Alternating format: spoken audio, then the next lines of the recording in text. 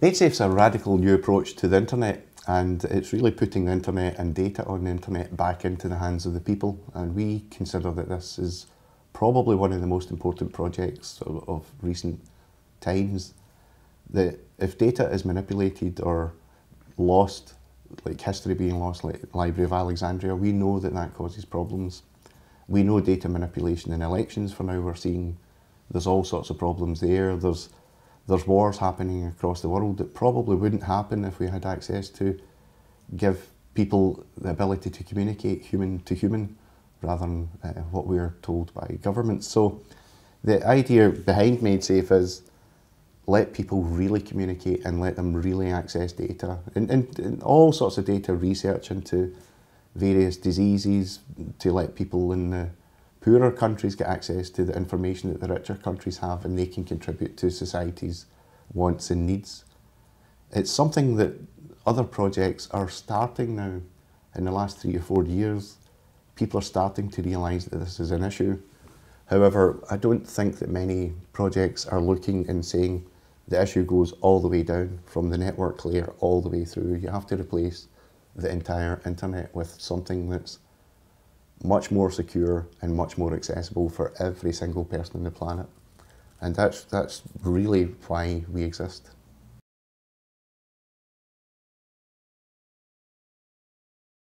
It's absolutely valid that public concern is rising, and it's going to continue to rise, and this is the reason the project was started.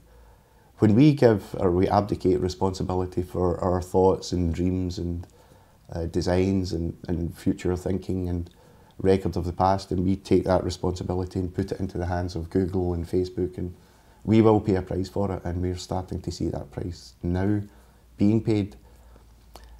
The MaidSafe restores trust in that kind of networking by removing the requirement to trust. For instance, we're a particularly strange company for marketing. We don't know our customers. We never will know our customers, because if we knew our customers, we could do things to them. So the network that MaidSafe has, when you decide to join it, it's you and the network that make that choice. There's no human involvement. And when you don't need to involve a human, you don't need to trust a human, never mind trust a corporation. And so our approach is remove the requirement for trust, put the data back into the hands of the people, and they can trust themselves. And that's the only way that's going to work.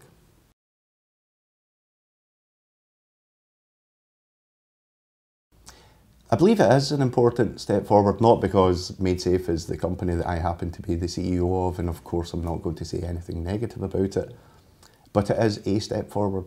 And we've said from the beginning, if we do this, fantastic, because it needs done. If a competitor was there and did it, we would support them. In fact, we give money to potential competitors, because it's our job isn't that MaidSafe is successful. Our job is that this new vision of the internet is successful. And I've spoken to many people and said, if we're trying to cure cancer, would we really be upset if someone else did it, if our goal was to cure cancer? So our goal is to protect data and allow people and humanity to move forward. And we definitely have got something to contribute here in that fight or that vision. But we don't see us being the only way forward, and we don't see us being the end of the road either, but certainly it's a very important step.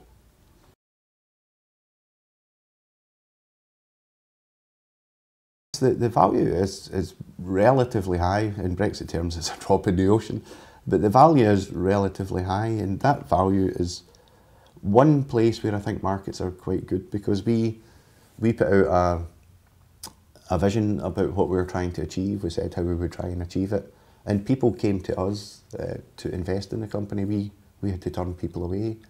So the value is really coming from the market, and we try and, which again sounds silly, but we try and hold that value down, because our intention from the start has been not to get investment from a very large, wealthy venture capitalist who would put us down the path of how do you extract money from your users. In fact, user exploitation is the only system that works in the internet just now, is exploiting the people that are using it for cash.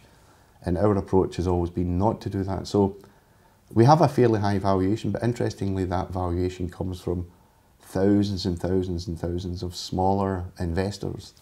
And to me, these are the people that will use the system, and they're the people that are buying into the dream. That dream that we have, or that vision that we have, is vital to us, and it really gets us out of bed in the morning. Whereas the vision of a corporate financial investor would be X return in Y amount of years, and that becomes a completely different thing. And if I was going to go down that route, I would go into bank robbery, because it's way more successful than trying to make money out of a business. So I think it's important for businesses to realise, get your vision. If people believe in your vision, drive towards that vision. Never deviate from that vision for capital gain, because the bad side effects will be significant. Go for the vision. If you're going to cure cancer, and do that. And that's exactly the way that we operate. And it probably is why the valuation is so high, and we're able to maintain that valuation at this level. As I say, we try and keep it as low as we can to allow as much participation as possible.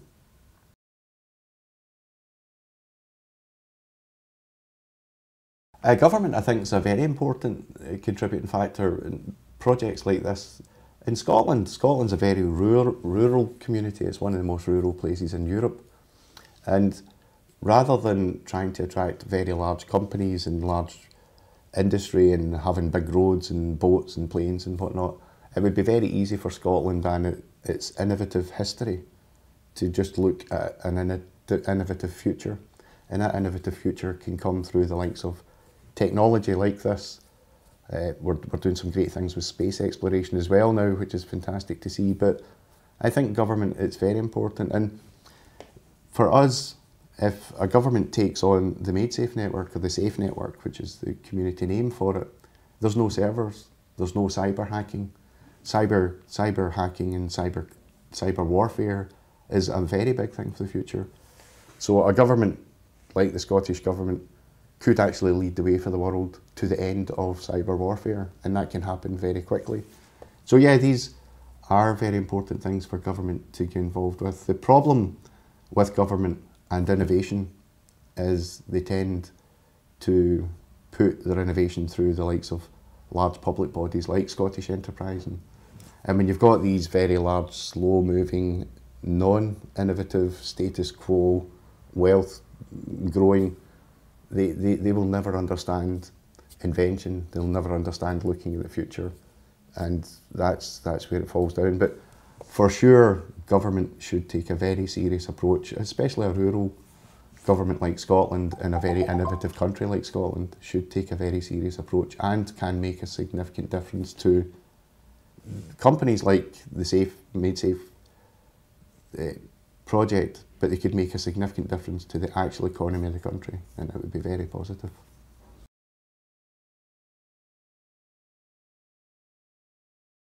Tim's been aware of us for quite a while. We're obviously aware of him. And I was over at the Internet Archive in San Francisco just a few months ago, and a chap was asking me, what's the killer app? What's the killer app? This is a common thing that happens in IT, or people always want to know what's your killer app for your product, and it's the new thing. It's like an MBA, kind of master of bugger all question. And so this chap was giving me a hard time, and a voice came over my shoulder saying, what was the killer app in the web 25 years ago? And the guy said, oh yeah, fair enough. And I turned around and said, oh, hi Tim, how are you doing? So it was Tim Berners-Lee met me by sticking up for me in a bit of an argument with someone, which was great. And he's a really, really nice bloke, Tim. If you ever get a chance to meet him, I would definitely take it up, because he's very approachable, he's extremely, extremely knowledgeable, and he's as passionate about the vision of his project as we are about ours. They share so many similarities that Tim's realised that what he created was a fantastic, fantastic tool that was created, but it was purely manipulated into a profit-driven industry. And when you've got profit-seeking businesses and directors of these businesses who are directed and held by a law to make more profit, the consumer always loses out. And so he like us, realises that the product model of today's internet is the user is the product. So Google sell us, Facebook sell us to people, and they sell our information to people. And lots of different people, they're not all selling you washing machines. So Tim's of the same realisation as us that this is not the way that the future goes. We know it doesn't go like this anyway, because I've said to many people, servers are such a terrible idea, and if you look at Star Trek, you never see Kirk saying to Scotty, "Here, Scotty, can you sign into Google and send the Klingons a Gmail message?" We know there's no servers in the future. Tim knows there's no servers in the future, and data becomes king. If it's not already king, data becomes king. So we have to have a network that supports users, supports data, and to have the likes of, I was talking to Tim just a couple of nights ago on his Gitter project.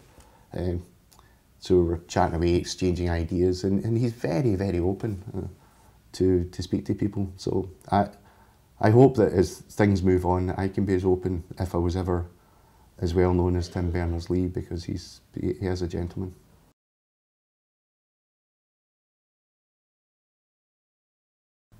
The whole series of Silicon Valley was actually based on like the MaidSafe network, the Safe network, our approach, and we were approached months and months beforehand by the producers of the show to give input into how that would work, and we actually had to fly over to Hollywood, which was interesting, Sony Studios.